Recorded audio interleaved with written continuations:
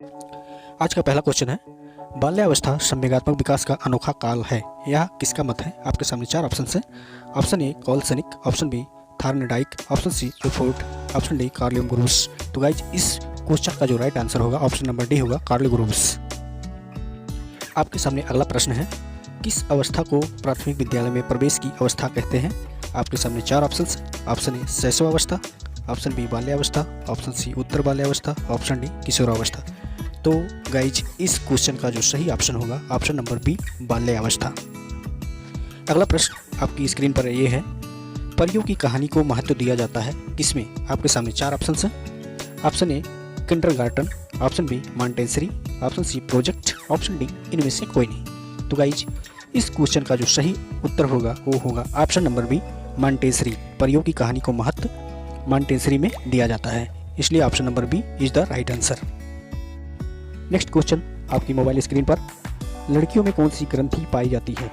आपके सामने आप चार ऑप्शन है। ऑप्शन ए ओपिडस ग्रंथ, ऑप्शन बी इलेक्ट्रा ग्रंथ, ऑप्शन सी दोनों, ऑप्शन डी इनमें से कोई नहीं। तो गाइज इस क्वेश्चन का जो राइट ऑप्शन होगा ऑप्शन नंबर बी होगा, इलेक्ट्रा ग्रंथ। लड़कियों में इलेक्ट्रा ग्रंथ पाई जाती है। आपकी स्क्रीन पर अगला क्वेश्चन है जो कि बहुत ही महत्वपूर्ण है और ये कई बार यूपी टेट के एग्जाम में पूछा भी गया है। प्रश्न है, नवजात शिशु के मस्तिष्क का वजन कितना होता है? आपके सामने ऑप्शन है 350 ग्राम, ऑप्शन बी 1200 ग्राम, ऑप्शन सी 300 ग्राम, ऑप्शन डी 200 ग्राम। तो गाइज इस क्वेश्चन का जो राइट ऑप्शन होगा ऑप्शन नंबर ए होगा 350 ग्राम। नेक्स्ट क्वेश्चन आपके मोबाइल स्क्रीन पर है, किस अवस्था को निर्माण काल की अवस्था कहा जाता है? आपके सामने ऑप्शन है। ऑप्शन ए बाल्यावस्था, ऑप्शन बी शैशवावस्था, ऑप्शन डी किशोरावस्था, ऑप्शन डी प्रौढ़ावस्था। तो गाइज इस क्वेश्चन का जो राइट ऑप्शन होगा वो होगा आपका ऑप्शन नंबर बी शैशव अवस्था, यानी कि शैशव अवस्था को निर्माण काल की अवस्था कहा जाता है, इसलिए option number B is the right answer. अगला और बहुत ही इंपॉर्टेंट प्रश्न है, काम की भावना तीव्र लेकिन क्रियाशील नहीं किस अवस्था में होता है? आपके सामने ऑप्शन है। ऑप्शन ए बाल्यावस्था, ऑप्शन बी शैशवावस्था, ऑप्शन सी किशोरावस्था, ऑप्शन डी प्रौढ़ावस्था। तो गाइज इस क्वेश्चन का जो राइट ऑप्शन होगा ऑप्शन नंबर बी शैशव अवस्था। अगला प्रश्न है, कितने वर्ष का बच्चा सार्थक शब्दों का प्रयोग करने लगता है? आपके सामने ऑप्शन है। ऑप्शन ए 3 वर्ष, ऑप्शन बी 4 वर्ष, ऑप्शन सी 6 वर्ष, ऑप्शन डी 12 वर्ष। तो गाइज इस क्वेश्चन का जो राइट ऑप्शन होगा ऑप्शन नंबर ए होगा 3 वर्ष। 3 वर्ष का बच्चा सार्थक शब्दों का प्रयोग करने लगता है, इसलिए option number A is the right answer. Next question और बहुत ही महत्वपूर्ण प्रश्न है कि मनुष्य को जो कुछ बनना होता है प्रारंभ के 4-5 वर्षों में बन जाता है, यह कथन किसका है? आपके सामने चार ऑप्शन हैं।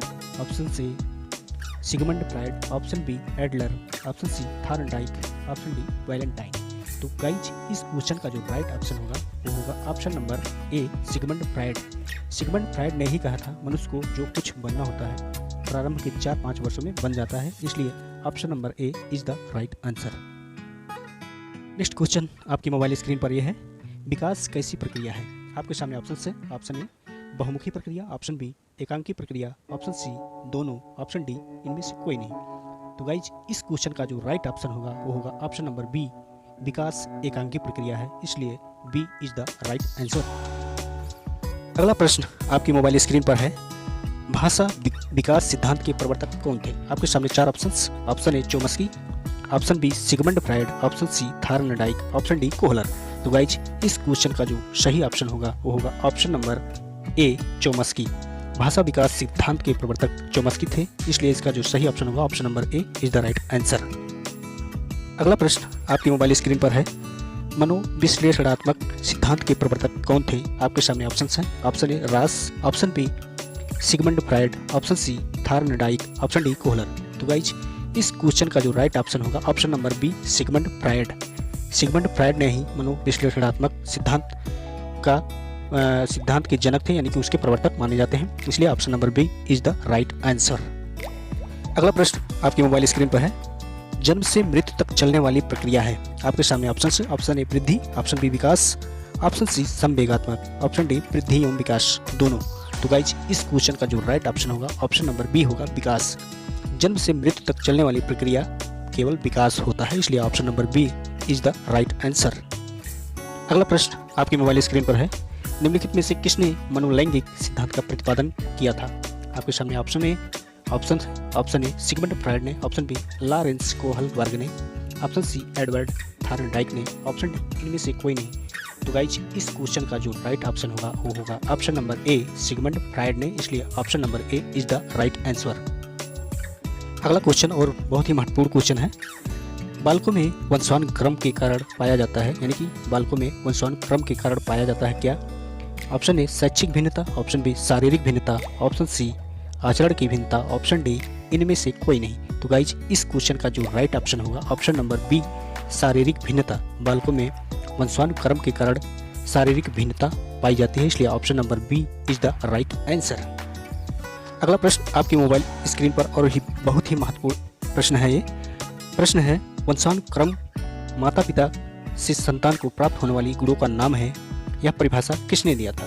आपके सामने ऑप्शन है। ऑप्शन ए जॉन डार्विन ने, ऑप्शन बी रूसो ने, option C Gregor John Mendel ने, ऑप्शन डी थार्नडाइक ने। तो गाइज इस प्रश्न का जो राइट ऑप्शन होगा, राइट आंसर होगा वो होगा option number C Gregor John Mendel ने। आपकी यूपी टेट या अदर स्टेट टेट की परीक्षा में कई बार पूछा गया प्रश्न है और बहुत ही महत्वपूर्ण प्रश्न है ये। शिक्षा मनोविज्ञान का केंद्र है। आपका ऑप्शन है ऑप्शन ए शिक्षक, ऑप्शन बी बालक, ऑप्शन सी शिक्षण विधि, ऑप्शन डी पाठ्यक्रम। तो गाइज इस क्वेश्चन का जो राइट ऑप्शन होगा, राइट आंसर होगा वो होगा ऑप्शन नंबर बी शिक्षा मनोविज्ञान का केंद्र बालक होता है, इसलिए option number B is the right answer. अगला प्रश्न वायु वातावरण के अंतर्गत निम्न में से कौन सी परिस्थिति आती है? आपके सामने ऑप्शन है। ऑप्शन ए सामाजिक, ऑप्शन बी भौतिक, ऑप्शन सी संस्कृत, ऑप्शन डी उपयुक्त सभी। तो गाइज इस क्वेश्चन का जो राइट ऑप्शन होगा ऑप्शन नंबर डी होगा उपयुक्त सभी। Very and most important question, haemophilia रोग की पहचान सर्वप्रथम किसमें हुई थी? आपके सामने चार ऑप्शन है।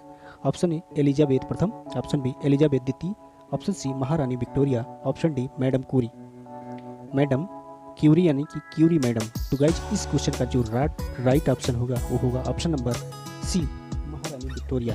महारानी विक्टोरिया के शरीर में सबसे पहले हीमोफीलिया रोग की पहचान की गई थी, इसलिए option number C is the right answer.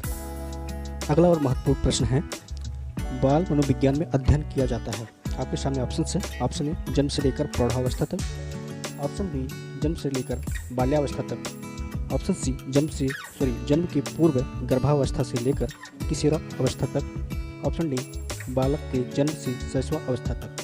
तो गाइज इस क्वेश्चन का जो राइट ऑप्शन होगा ऑप्शन नंबर सी होगा जन्म के पूर्व गर्भावस्था से लेकर किशोरावस्था तक बाल मनोविज्ञान का अध्ययन किया जाता है, इसलिए option number C is the right answer. अगला प्रश्न है ग्रेगर जॉन मेंडल किस खोज के लिए प्रसिद्ध है? आपके सामने ऑप्शन है। ऑप्शन ए उत्परिवर्तन, ऑप्शन बी आनुवंशिकी, ऑप्शन सी जीन्स की खोज, ऑप्शन डी पेनिसिलिन की खोज।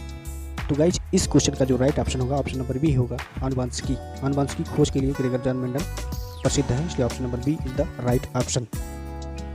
बहुत ही महत्वपूर्ण क्वेश्चन, भारत में प्रथम मनोवैज्ञानिक प्रयोगशाला की स्थापना कहाँ की गई थी? आपके सामने ऑप्शन है। Option A Delhi, option B Kolkata, option C Mumbai, option D Chennai. तो गाइज इस क्वेश्चन का जो सही जवाब होगा, सही उत्तर होगा ऑप्शन नंबर बी कोलकाता। स्वस्थ शरीर में स्वस्थ मस्तिष्क का निर्माण करना ही शिक्षा है, किसने कहा है? आपके सामने ऑप्शन है। ऑप्शन एडवर्ड थार्नडाइक ने, ऑप्शन डी वुडवर्ड ने, ऑप्शन सी जॉन एडम्स ने, ऑप्शन डी अरस्तु ने। तो गाइज इस क्वेश्चन का जो राइट ऑप्शन होगा ऑप्शन नंबर डी होगा अरस्तु ने। अगला प्रश्न आपकी मोबाइल स्क्रीन पर है शिक्षा मनोविज्ञान नामक पुस्तक किस मनोवैज्ञानिक द्वारा लिखी गई है? आपके सामने ऑप्शन है। ऑप्शन ए एडवर्ड थार्नडाइक ने, ऑप्शन बी वुडवर्ड ने, ऑप्शन सी जॉन एडम्स ने, ऑप्शन डी विलियम जेम्स ने। तो गाइज इस क्वेश्चन का जो राइट ऑप्शन होगा ऑप्शन नंबर ए होगा एडवर्ड थार्नडाइक ने शिक्षा मनोविज्ञान नामक पुस्तक लिखा है, इसलिए option number A is the right answer. अगला प्रश्न है नवजात शिशु में हड्डियों की संख्या कितनी होती है? आपके सामने ऑप्शन है। Option A 206, option B 200, option C 270, option D 350। तो गाइज इस क्वेश्चन का जो राइट ऑप्शन होगा ऑप्शन नंबर सी होगा 270। नवजात शिशु में हड्डियों की संख्या 270 होती है, इसलिए option number C is the right answer. अगला प्रश्न आपकी मोबाइल स्क्रीन पर है सीखने का अनोखा काल किस अवस्था को वैलेंटाइन ने कहा था? आपके सामने ऑप्शन है। ऑप्शन ए शैशवावस्था, ऑप्शन बी बाल्यावस्था, ऑप्शन सी किशोरावस्था, ऑप्शन डी प्रौढ़ावस्था। तो गाइज इस क्वेश्चन का जो राइट आंसर होगा वो होगा आपका ऑप्शन नंबर ए शैशवावस्था। तो गाइज ये थे कुछ महत्वपूर्ण प्रश्न जो कि मनोविज्ञान से संबंधित, जो कि यूपी टेट या अदर स्टेट के टेट के एग्जाम में बार बार पूछे जाने वाले प्रश्न थे। हमें उम्मीद है कि ये जो प्रश्नों की श्रृंखला है आप लोगों को अच्छी लगेगी और ये ज्ञानवर्धक होंगे। अगर हमारा यह वीडियो आप लोगों को अच्छा लगता है तो प्लीज़ हमारे चैनल को लाइक, शेयर और सब्सक्राइब करना बिल्कुल मत भूलें। ऐसी ही जानकारी भरी वीडियो पाने के लिए आप हमारे चैनल को सब्सक्राइब करें। मिलते हैं नेक्स्ट वीडियो में, तब तक के लिए नमस्कार, जय हिंद।